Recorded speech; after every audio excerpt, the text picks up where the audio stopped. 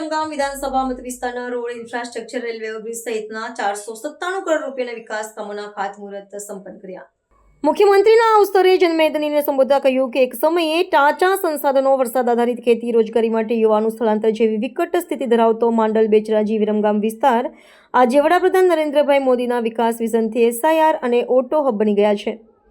આ સંદર્ભમાં ભૂપેન્દ્ર પટેલે ઉમેર્યું કે છેવાડાના માનવીના હિતનો સંકલ્પ અને સૌના સાથ, સૌના વિકાસ, સૌના વિશ્વાસ અને સૌના પ્રયાસના મંત્રથી વિકાસની ચરમસીમાનું ઉદાહરણ વડાપ્રધાન નરેન્દ્ર મોદીની વિઝનરી લીડરશીપે પૂરું પાડ્યું છે।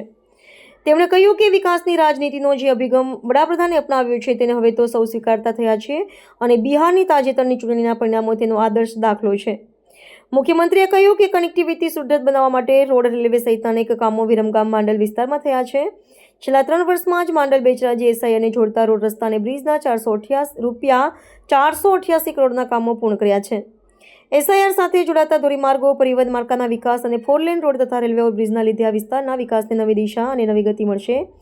રેલવે ઓવરબ્રિજનું નિર્માણ થવાની કોકતા ફાટક પર વર્ષોથી ચાલતી ટ્રાફિકની સમસ્યાનો અંત આવશે, જેનાથી આશરે 1 લાખ નાગરિકોના સમય અને ઇંધણની બચત થશે। દેશમાં ઇન્ફ્રાસ્ટ્રક્ચર અને કનેક્ટિવિટી પ્રોજેક્ટની ગતિ વિશે વાત કરતા મુખ્યમંત્રીએ કહ્યું કે વડાપ્રધાનશ્રીના નેતૃત્વમાં ભારતમાલા પ્રોજેક્ટ હેઠળ વિવિધ એક્સપ્રેસવે, કોરિડોર અને વ્યૂહાત્મક પુલ, ટનલના કાર્યો પૂર્ણ થયા છે। 2014 પહેલા રોજના 12 કિલોમીટર હાઈવે બનતા હતા, એની સામે આજે રોજ 34 કિલોમીટર હાઈવે બની રહ્યા છે। રાજ્ય સરકારે પણ નમોશક્તિ એક્સપ્રેસવે અને 1155 કિલોમીટરના 12 જેટલા ગરવી ગુજરાત હાઈસ્પીડ કોરિડોર માટે રૂપિયા 10,000 કરોડની ફાળવણી કરી છે। તેની ભૂમિકા તેમણે આપી હતી।